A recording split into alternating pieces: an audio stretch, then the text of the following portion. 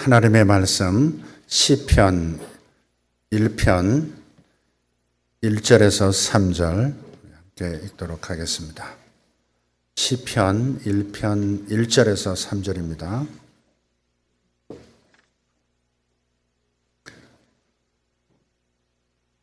같이 봉독합니다. 복 있는 사람은 악인들의 꾀를 따르지 아니하며 죄인들의 길에 서지 아니하며 오만한 자들의 자리에 앉지 아니하고 오직 여호와의 율법을 즐거워하여 그의 율법을 주야로 묵상하는도다. 그는 시냇가에 심은 나무가 철을 따라 열매를 맺으며 그 잎사귀가 마르지 아니함 같으니 그가 하는 모든 일이 다 형통하리로다. 아멘. 오늘 우리 사랑하는 우리 주일학교 어린이들 스승의 날이라고 카네이션을 저에게 선물한 것 같습니다. 어버이가 맞나 스승이 맞나 잘 모르겠습니다만은 영적인 아비도 맞고 선생님도 맞고 어쨌든 이런 이벤트를 통해서 아이들이 하나님의 종을 사랑하고 하나님을 사랑하는 표현을 배우고 서로 존경을 배우고 교회 안에서 존경의 문화를 배우지 못하면 세상에서 배우기가 쉽지 않은 그런 시대가 되었습니다. 그죠? 존경의 문화가 중요합니다. 문화를 만들어야 합니다. 교회만은 세상의 희망의 빛이 되고 소금이 돼야 되니까 그래서 우리가 이렇게 존경의 문화를 가정에서도 뿌리를 잘 내릴 수 있도록 여러분도 애를 써주시길 바랍니다. 아멘. 네. 자녀들은 부모님을 존경한다 하는, 또 부모는 자식들을 존중한다 하는, 이 존중의 문화, 존경의 문화, 이 문화를 만들어가는 것이 매우 중요하다 하는 것입니다. 이례적인 것이 아니라 문화가 되어야 합니다. 세상을 따라가는 문화적 관습이 아니라 세상을 지탱해주고 변화시키는 그러한 문화를 교회가 만들어내야 하는 것이죠. 오늘 사랑하는 아이들로부터 받은 아름다운 이 존중의 문화의 꽃을 제가 받아서 너무너무 감사하고 고맙게 생각합니다. 두 주 전에 형통이 필요한 사람들이라는 제목의 말씀을 주일에 나눴습니다. 그리고 지난주에는 사랑만이 우리를 전진하게 한다는 말씀으로 서로 은혜를 나눴습니다. 그리고 오늘 다시 한번 형통에 관한 메시지로 우리가 은혜를 나누기를 소원합니다. 진짜 형통을 누리자는 메시지입니다. 진짜 형통을 누리자. 이건 좀 우리가 유심히 듣고 분별할 수 있어야 되겠습니다. 세상에서도 형통을 얘기하고 성공을 얘기하고 있기 때문에 그래서 성경적인 하나님께서 기대하시고 하나님께서 주시고자 하는 진짜 형통에 대한 분별, 그 가름이 있어야 되겠다 하는 겁니다. 하나님께서는 우리가 아무 성공이나 누리기를 원하시지 않습니다. 아무 성공이나 원해서는 안 된다는 말이에요. 하나님께서 우리에게 주시려는 성공은 좋은 성공입니다. 좋은 성공. 나쁜 성공도 있습니까? 그럼 목사님? 예, 있는 거죠. 좋은 성공이 있는 반면 나쁜 성공이 분명히 있습니다. 여러분도 그런 성공을 경험해 봤을 것입니다. 세상의 기준에서 막대한 성공을 거둔 사람들이 있죠. 경제계에 거물들이 있습니다. 의리의리한 대저택에 사는 유명인들이 있어요. 주먹 몇십 번 휘두르고 공 몇 번을 차고 수천만 달러를 벌어들이는 스포츠 스타들도 있습니다. 연예인들, 인스타그램 스타들 많습니다. 하지만 이들 중에는 기껏해야 부의 성공밖에 거두지 못한 사람이 많습니다. 부의 성공 좋은 것입니다. 그러나 재정적인 성공만으로는 좋은 성공이라 그렇게 말할 수 없죠. 좋은 성공이란 삶의 구석구석까지 뻗어나가는 포괄적인 성공입니다. 돈만 많고 삶의 다른 영역은 위험천만하게 무너져 내리는 사람이 얼마나 많습니까? 그걸 부러워하셔서는 안 됩니다. 재산은 몇백억 대에 이르는데 이혼을 밥 먹듯이 하는 사람도 있습니다. 그것은 결코 좋은 성공의 모습이 아니죠. 대외적으로는 성공했지만 사적으로는 실패했다고 말할 수밖에 없습니다. 이건 좋은 성공이 아닙니다. 좋은 형통이 아닙니다. 고속 승진을 거듭했지만 일에 치여서 자녀들과 함께 즐길 수 있는 시간을 잃어버린 사람들, 자녀들과 함께 단천을 거닐고 등산을 해볼 시간조차 없는 사람들이 수두룩합니다. 이들은 자신도 모르는 사이에 성공의 노예가 되었다 하는 것이죠. 성공에도 노예가 있습니다.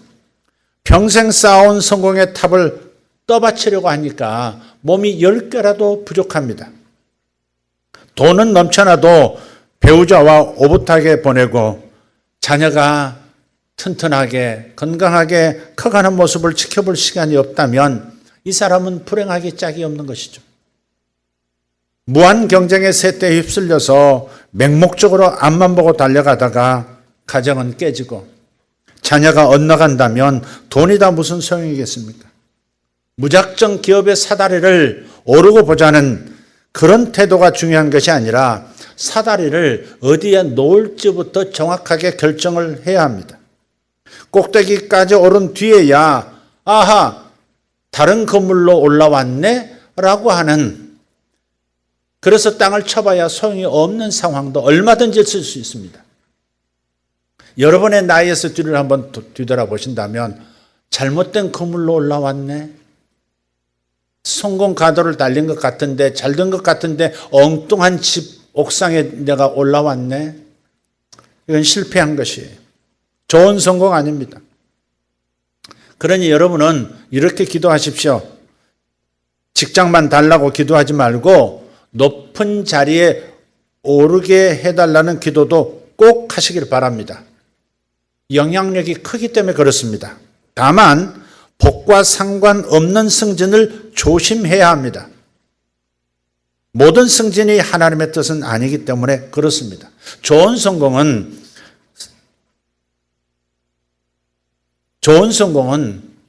결코 후회하지 않는 성공입니다. 좋은 성공의 자리를 떠나서 반쪽짜리 성공의 자리로 승진될 수도 있다는 것을 생각해야 합니다. 반쪽 성공을 성공이라고 생각하시면 안 됩니다. 그런 승진을 해봐야 일만 많아지고 가정이나 하나님의 집에서 보낼 시간은 줄어들 뿐입니다. 주일 아침에 교회에 가고 예배 후에 아이들과 즐길 시간도 없이 주말에도 일에 갇혀 있는 상황이라면 결코 바람직한 승진이 아닙니다. 반쪽 성공입니다. 잘 생각해 보십시오. 과연 그것이 하나님께서 주신 좋은 성공일까? 저는 여러분이 직장에서 승진하기를 진심으로 바랍니다. 여러분 다 승진하시기를 예수 이름으로 축복합니다.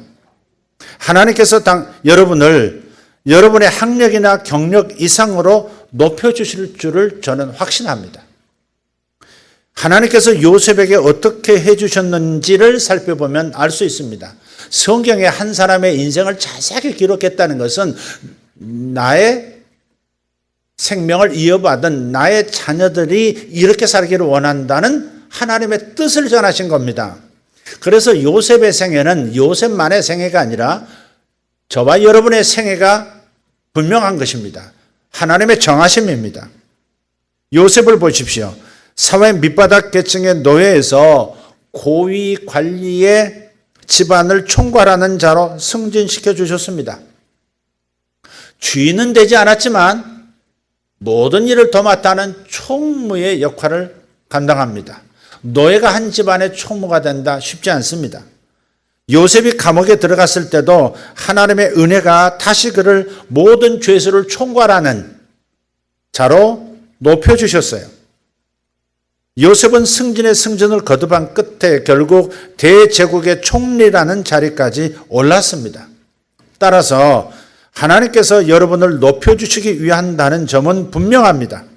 하지만 가만히 요셉의 일생을 살펴보면 요셉은 승진 자체에 연연한 적이 단 한 차례 없다는 사실을 발견합니다. 요셉의 눈은 언제나 하나님께 고정되어 있었습니다. 이것이 그의 진짜 형통을 거듭할 수 있었던 비결이죠. 진짜 형통. 그것은 내 시선이 하나님께 못 박힌 듯 고정되어 있어야 한다 하는 겁니다. 여호수아서 1장 읽어보셨을 겁니다. 지금 성경 통독을 모두 하는 중이기 때문에 읽어보셨을 거예요. 하나님께서 여호수아에게 약속해 주신 진짜 형통을 우리도 어떻게 받을 것인가, 그 비결을 가르쳐 줍니다. 모세가 세상을 떠나자 여호수아는 새로운 리더가 돼서 이스라엘 백성을 약속의 땅으로 이끄는 중책을 떠맡게 됩니다.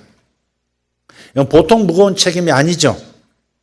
이스라엘 백성은 40년 전에 이미 약속의 땅을 눈앞에 두었었습니다. 그러나 들어가지는 못했습니다. 왜? 하나님의 주신 약속을 믿지 못해서, 믿지 못하니까 용기를 발휘하지 못함으로 인해서 그 세대 전체가 40년 동안 광야를 헤매는 불상사가 발생한 것이죠. 단 열흘이면 그냥 쑥 들어갈 거리를 40년 동안 그 자리에 머물면서 출애굽했던 그 1세대가 광야에서 다 죽고 광야에서 출생한 2세대가 가나안 땅에 들어갔다는 것은 얼마나 불행한 역사 기록입니까? 이것은 결코 하나님의 뜻이 아니었습니다. 우리가 자녀를 길러보니까 알지 않습니까? 뭔가 좋은 것을 준비했으면 자녀에게 빨리 건네주고 싶습니다. 자녀를 위해서 어떤 이벤트를 마련했으면 자녀에게 빨리 보여주고 싶고 맛보게 해주고 싶은 마음이 계속 마음을 울립니다. 하나님께서도 마찬가지. 하나님께서는 하루라도 빨리 그들을 당신께서 준비해 주신 그 젖과 꿀이 흐르는 가나안 땅으로 데려가고자 하셨던 것이에요. 하나님의 소원은 빨리 보여주고 빨리 누리게 하고 싶은 거였어요. 부모의 마음을 지으신 이가 누구입니까? 모든 영들의 아버지신 그분이 부모의 마음을, 자식을 사랑할 수밖에 없고 사랑하는 자식을 위해서 모든 좋은 것을 빨리 안겨주고 싶은 그런 마음을 풀어 넣으셨다는 것이죠. 바로 그것이 하나님의 아버지의 마음이죠. 불완전한 인간의 아비도 어미도 자식에게는 좋은 것을 빨리 안겨주고 싶거늘 완전하신 하나님 아버지의 마음이야 얼마나 우리에게, 아니 이스라엘 백성에게 빨리 가나안 땅으로 들어가게 하고 싶으셨겠습니까? 여기서 우리가 배울 대목은 하나님은 준비되었으나 우리가 준비가 되지 않는다는 사실이 비극이라는 사실입니다. 신명기 6장 10절에서 11절 말씀을 보면 이렇습니다. 우리 한번 같이 읽어보도록 하죠. 신명기 6장 10절에서 11절입니다. 내가 건축하지 아니한 크고 아름다운 성읍을 얻게 하시며 내가 채우지 아니한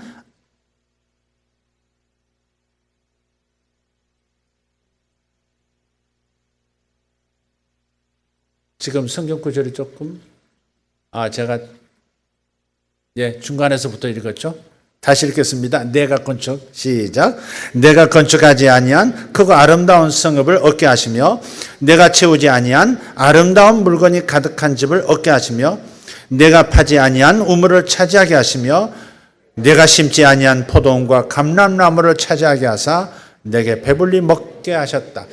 자, 이게 고대 언어니까 우물이 우리한테 무슨 필요가 있겠느냐, 뭐 이런 토담집이 우리에게 무슨 필요가 있겠, 과수원? 나 싫어.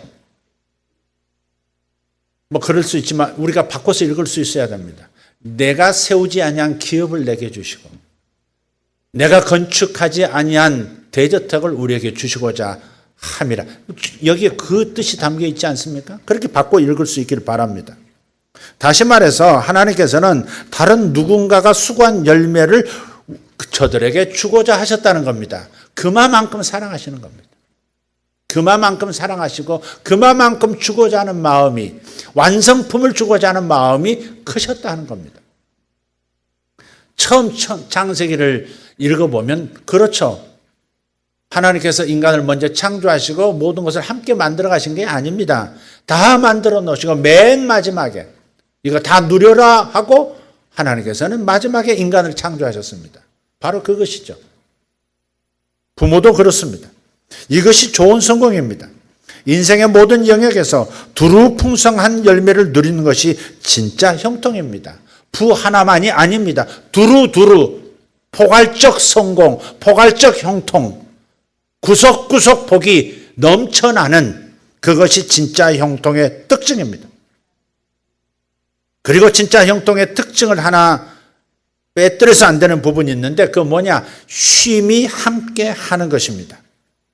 쉴 새 없이 일하고 쉴 새 없이 쾌락에 몰두하는 것, 그것이 진짜 형통이 아니라는 겁니다. 쉼이 있어야 합니다. 신약 성경에 따르면 오늘날에는 하나님의 안식이 곧 약속의 땅이기 때문에 그렇습니다. 하나님과 함께 쉬는 것, 하나님이 아무런 염려, 근심, 걱정, 불안, 두려움 하나 없는 그 안식, 그 하나님의 안식을 우리가 동시에 누리는 것, 영혼육이 쉼을 가질 수 있는 그러한 성공, 그것이 참된 성공이다 하는 겁니다. 이게 신약적 성공입니다. 히브리서 4장 10절 말씀을 보면 그런즉 안식할 때가 하나님의 백성에게 남아있도다 그랬어요. 여러분도 남아있는 게 안식입니다. 성공하셨어요? 안식을 곁들인 성공이 맞습니까? 언제든지 쉼을 곁들일 수 있는 성공이십니까 지금? 언제든지 쉼을 곁들일 수 있는 그러한 승진입니까? 물어볼 일입니다. 신약시대에 지금 우리는 예수님께서 수고한 열매를 누리고 있습니다. 구약 이스라엘 백성은 다른 사람들이 만들어 놓은 것을 차지하는 그러한 열매를 취하고 있지만 신약시대에 우리는 예수님께서 희생하시고 수고해서 만들어 놓으신 것을 누리는, 그 열매를 누리는 존재들입니다. 이것이 오늘날 하나님께서 우리에게 주신 성공입니다. 이제 우리는 복을 받기 위해서 갖은 고생을 할 필요가 없습니다. 아직 동의가 안 되시는 모양인데요. 우리 여호수아서로 돌아가서 여호수아가 모세의 후계자로 임명을 받으면서 하나님께 어떤 지시를 받았는지를 좀 살펴보겠습니다. 여호수아서 1장 8절입니다.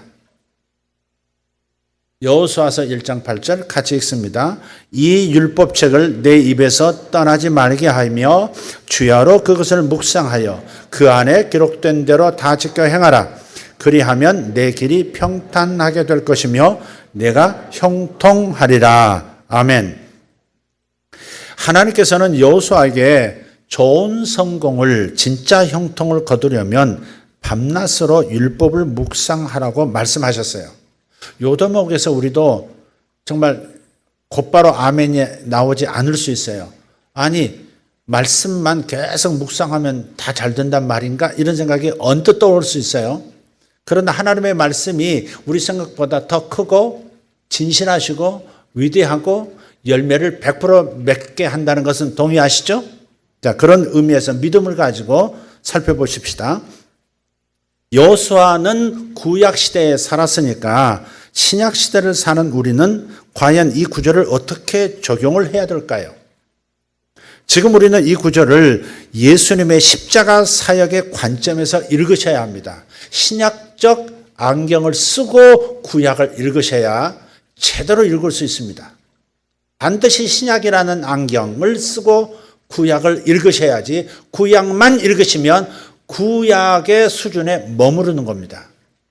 신약은 구약을 완성한 것이요, 보다 높은 차원으로 진입하게 한 말씀입니다. 다 하나님의 말씀이지만 시대가 지남에 따라서 예수님의 십자가 사건, 부활 사건을 통해서 구약 전체가 업그레이드가 된 것이에요. 그래서 신약의 안경을 쓰고 구약을 읽으라는 겁니다. 이제 우리는 더 이상 율법 아래 있지 않다는 사실을 우리는 잘 배웠고 알고 있습니다. 그렇다면 이 신약 시대에는 어떻게 해야 복과 좋은 성공을 누릴 수가 있을까 하는 겁니다. 여호수아는 율법의 말씀을 주야로 묵상함으로써 성공을 한 사람입니다. 그러면 우리 신약 시대에 우리는 어떻게 해야 좋은 성공, 좋은 형통, 복을 누릴 수 있을까 하는 겁니다. 적용점이 좀 다르다는 것이죠. 여호수아는 아직 신약이 쓰이기 전에 살았기 때문에 율법밖에 묵상할 수가 없었습니다. 그래서 신약 시대를 사는 우리가 복이 있는 거죠. 구약도 있고 신약도 있는 거죠. 그러나 여호수아는 분명히 신약이 없었어요. 예수님의 십자가 희생과 수고가 없었어요. 우리에게는 은혜의 새 언약이 있습니다. 이 언약의 관점에서 하나님의 말씀을 묵상하는 것이 좋은 성공의 열쇠인 겁니다.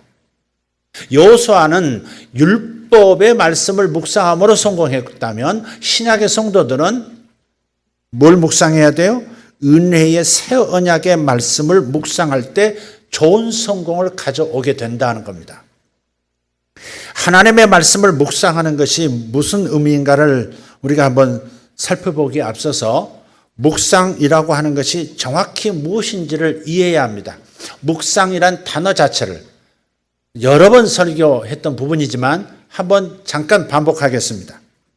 성경에서 말하는 묵상은 단순히 머릿속에서 생각하는 것이 아닙니다. 머릿속으로 이렇게 말씀을 생각하는 것, 그걸 묵상이라고 생각하기 쉬운데 아니에요. 묵상은 생각이 아닙니다. 구약에서 묵상에 해당하는 히브리어는 하가라는 단어를 쓰는데 이 하가는 중얼거린다, 읊조린다, 작은 소리로 말한다 그런 뜻입니다.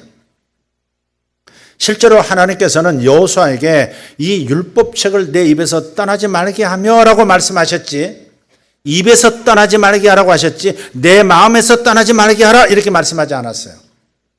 우리 말씀을 정확하게 봐야 합니다. 마음에서 떠나게 하지 말라 이렇게 말씀하신 게 아니라 입에서 떠나지 말게 하라 그랬어요. 따라서 묵상이란 하나님의 약속을 머릿속으로 생각만 하는 것이 아니라 입으로 되뇌이는 겁니다. 반드시 입으로 말을 해야 합니다. 우리가 성령의 은혜를 경험 못하면 입으로 말하기를 잘 못합니다. 사람 만나면 줄창 자기 얘기만을 말하고 자기가 굉장히 말을 잘하고 설득을 잘하고 주도권을 가진 사람이라고 생각하면서 하나님 앞에서 기도할 때나 말씀을 소리내서 하라고 할 때는 입이 꽉 닫히는 사람이 있어요. 부르짖어 기도하자고 해도 그게 잘 안 되는 사람이 있어요. 아직 성령의 은혜를 깊숙하게 지금 경험 못한 거예요.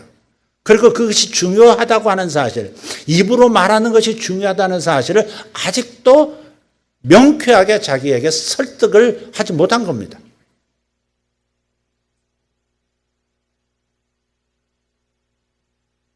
묵상은 머릿속으로만 생각하는 것이 아닙니다. 반드시 입으로 말해줘야 합니다.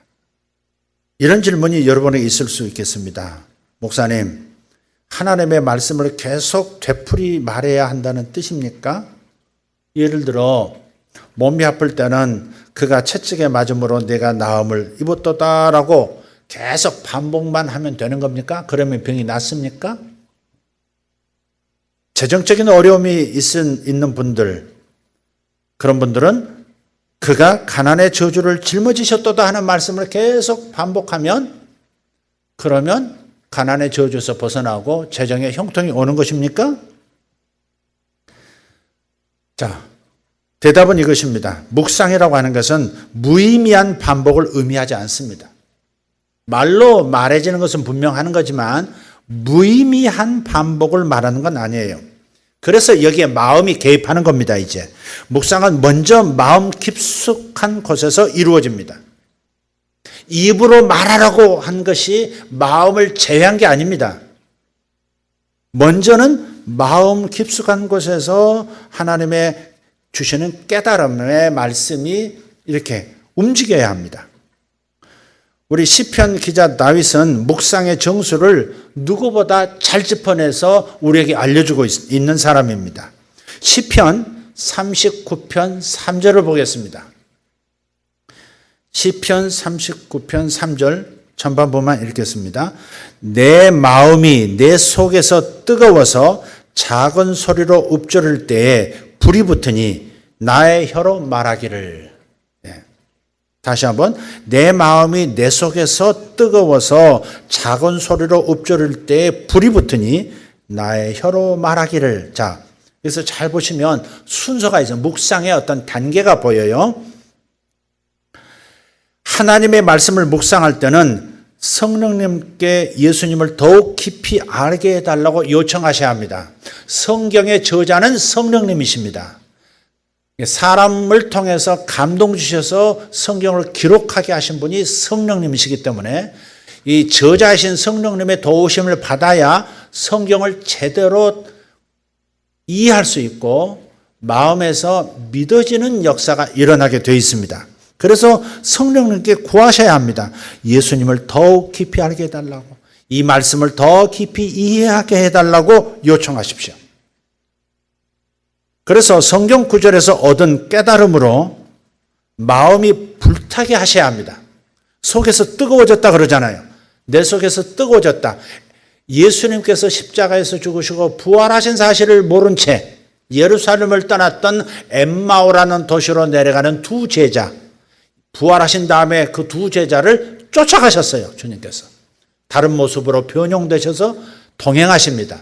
한나절을 동행하시고 저들이 십자가를 겪은 다음에 메시아는 부활해야 한다는 것을 깨닫지 못한 채 스승이 돌아가셨다고 실망하고 낙담해서 고향 앞으로 하고 있는 저들에게 구약을 풀어서, 그리고 당신께서 제자들에게 가르쳐 주셨던 그 말씀을 다시 상기시켜서 그들에게 풀어서 말씀을 깨닫게 해주십니다.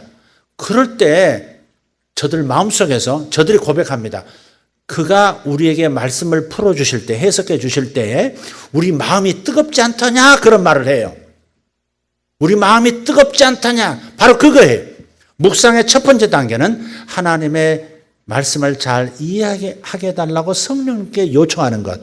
두 번째 단계는 성령님께서 역사하셔서 말씀을 이렇게 읽을 때, 말씀을 생각할 때 마음에서 뜨거워지게 만들어주네. 와, 이게 뭐지? 처음 듣는 말씀이네. 와, 이게 뭐야? 여기 뭐가 있는 것 같아 하는 감동을 주세요. 뜨거워져요. 세 번째 단계로 그 뜨거움으로 이제 뜨거움이 오면 웅얼거리기 시작하는 거예요. 바로 그때 말을 하기 시작하는 거예요. 그러면 하나님께서 그 말에 기름을 부어주실 겁니다. 그 묵상, 하가, 웅얼거림에 기름을 부어주시는 거예요. 그래서 내 마음이 내 속에서 뜨거워서 작은 소리로 읊조릴 때 불이 붙는다 그랬어요. 그러니까 뜨거워진 데다가 위에다가 불이 강렬하게 일어나도록 성령께서 기름을 부어주시는 겁니다.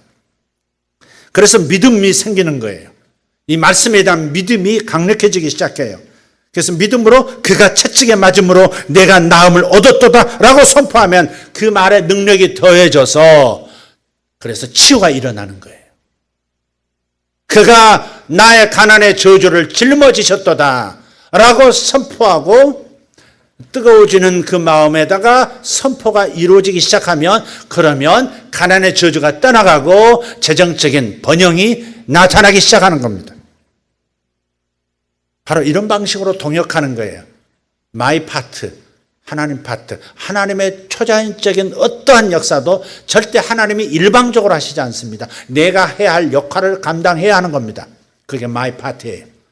내가 할 일은 성령님의 도움을 받아서 읽고 있는 말씀이 깨달아지도록 만드는 것이고, 마음을 여는 것이고, 마음이 속에서 깨달아지면서 뜨거워질 때 그때 입으로 말해야 한다. 여기까지 가야 합니다.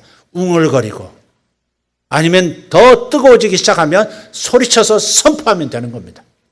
그래서 마음에서 말로, 말씀에서 마음으로, 마음에서 말로, 그러면 그 말로 선포한 것이 현실이 되는 겁니다.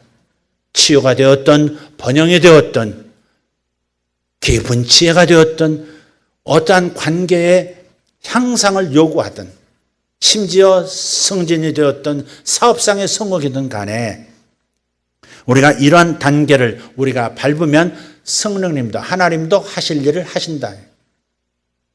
베드로가 배 안에 계속 머물러만 있으면 절대 물 위를 걷는 기적을 하나님께서 연출하실 수가 없었죠.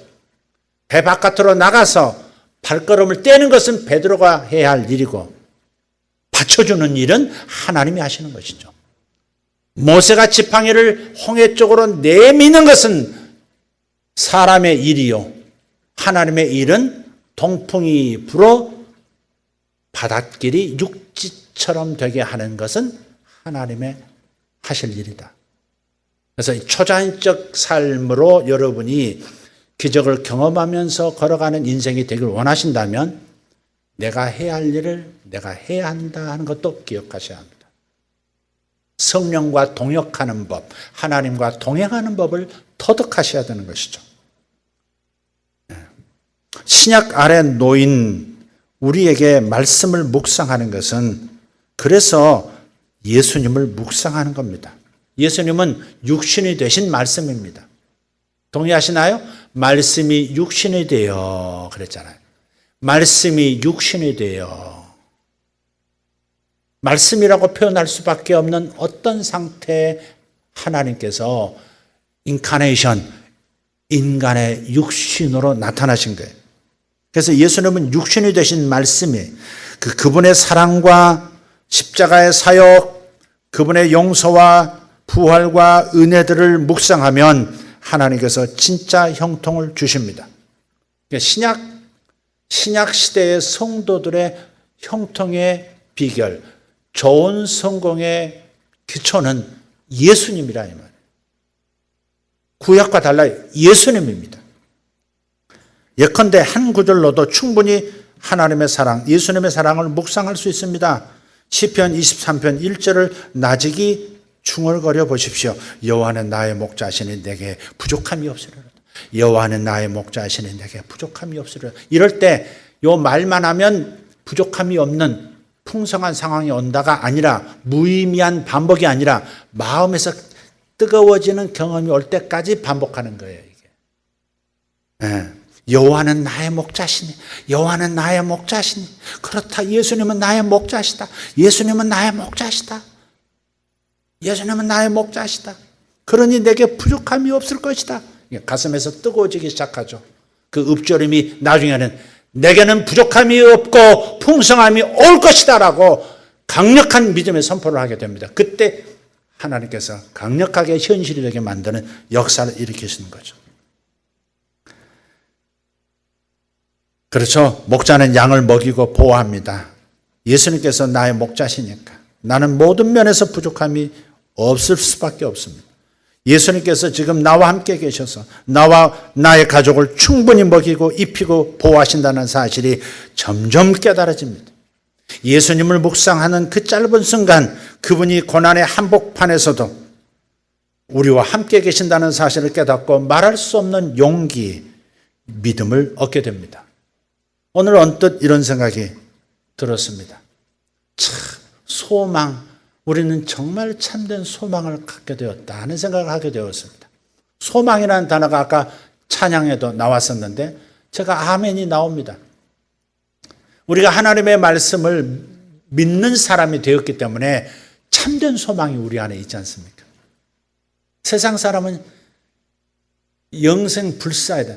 우리가 죽어도 다시 살아 영원한 세계를 누리게 된다고 하는 이 약속을 우리가 성경을 믿기 때문에 죽어도 두렵지가 않은 겁니다.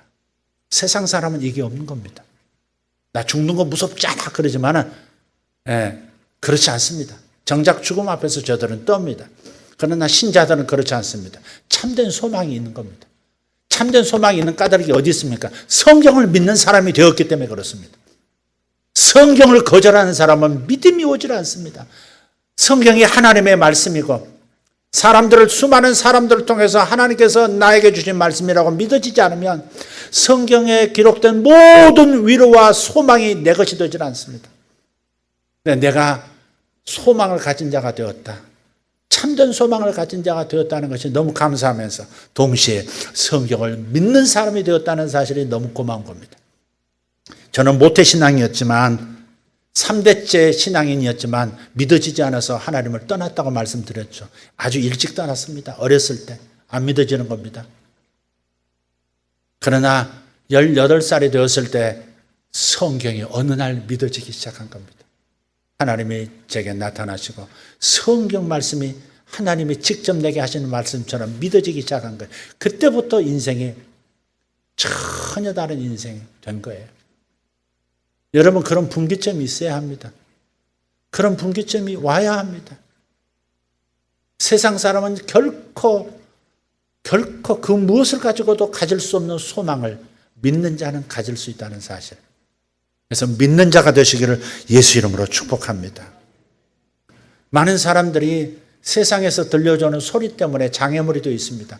교회는 이런 곳 하는, 하나님이 바라보시는 교회가 아니라 실패한 사람들이, 실수한 사람들이 세상에 보여준 그 그림으로 입력된 채 교회에 오는 이들도 많습니다. 그래서 교회 와도 정착이 안 됩니다. 왜? 이미지가 있습니다. 이미지. 사탄이 심어준 이미지인데 그걸 분별하지 못하고 그걸 품고 있는 겁니다. 그래서 신뢰를 못하는 거예요. 교회도 신뢰 못해, 목사도 신뢰 못해, 심지어 하나님도 신뢰 못해, 성경도 신뢰 못해. 그 벽 앞에서 더 이상 전진하지 못한 채 멈춰 서 있는 겁니다. 참된 소망, 참된 복을 누리지 못한 채 서 있는 거예요.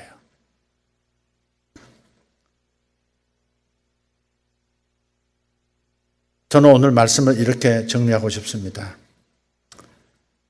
예수님을 묵상하는 자의 길에는 언제나 번영이 널려 있다. 오늘 말씀의 제목이죠. 예수님을 묵상하면 언제나 새로운 힘이 솟습니다. 하나님의 말씀을 묵상할 때마다 예수님께서 우리도 모르는 사이에 우리를 성공으로 인도하시는 줄 믿습니다. 우리가 모르는 사이에 인도받고 있는 거예요. 여러분이 모르는 사이에 그분께서는 우리를 참된 성공으로 이끌어가고 계세요. 이걸 믿으시길 바랍니다. 우리가 굳이 계획을 세우지 않아도 주님께서 우리의 발걸음 하나하나를 주장하셔서 초자연적인 기회의 문 앞으로 이끌어 주십니다. 다시 말씀드립니다. 예수님을 묵상하는 자의 길에는 언제나 번영이 널려 있습니다. 번영이라는 단어를 꺼림칙하게 여길 필요 없습니다. 세상에서는 번영 이런 걸 좋아하면서 어디 꽃다발 하나 주고 화분 하나 보내면서도 번성하시기 바랍니다. 이렇게 보내면서 정작 신자로서 번영 얘기하면 낯설은 것처럼 그렇게 생각하면 안 됩니다. 번영은 하나님께서 성경을 통해서 약속해 주신 복 가운데 하나입니다. 성경은 우리가 밤낮으로 예수님을 묵상하면, 예수님을 중얼거리면, 예수님의 사역을, 예수님이 하신 말씀을 중얼거리면 내 길이 평탄하게 될 것이며 내가 형통하리라, 이렇게 약속하시는 겁니다. 자, 신약의 눈으로 여호수아서 1장 8절을 읽으면 이렇게 해석이 되는 겁니다. 예수님이 하신 일을, 예수님께서 나를 위해 해주신 일을 중얼거리면 내 길이 평탄하게 될 것이고 내 인생이 형통하게 되리라. 할렐루야. 10억, 100억, 1000억을 벌면 형통한 것이라고 생각하는 사람들이 있는데, 돈만 많이 벌고 정작 중요한 것을 놓치면 그것은 형통이 아닙니다. 억대의 연봉을 받지만 그 자리에 오르기까지 사랑하는 사람들에게 씻지 못할 상처를 수없이 주었다면 그 많은 돈이 다 무슨 소용이 있겠습니까? 그것은 참된 번영과 형통이 아닙니다. 하나님의 복, 하나님의 주시는 번영에는 돈이 포함되기는 하지만 돈이 전부는 아니라는 말씀이 옳시다. 좋은 성공은 교회와 사랑하는 사람들에게서 멀어지게 만들지 않는 성공입니다. 무엇보다 좋은 성공은 자기 자신에게서 멀어지게 만들지 않습니다. 성공을 쫓아 달려가다가 어느 날 문득 거울을 보니까 낯선 사람이 보이는 그런 불상사는 생기지 않습니다. 예수님을 묵상하는 법을 배우십시오. 예수님이 곧 좋은 성공입니다. 예수님을 가지면 전부를 가진 셈입니다. 성경은 말합니다. 로마서 10장 17절 믿음은 들음에서 나며 들음은 그리스도의 말씀으로 말미암았느니라. 아멘. 여러분이 믿음이 아직 약하시더라도 말씀을 들을 수 있는 이 자리에 와 있는 것이 하나님의 복을 이미 받기 시작한 것입니다. 세상 사람들은 말씀을 듣기 싫어하거든요. 하나님 소리도 듣기 싫어해요.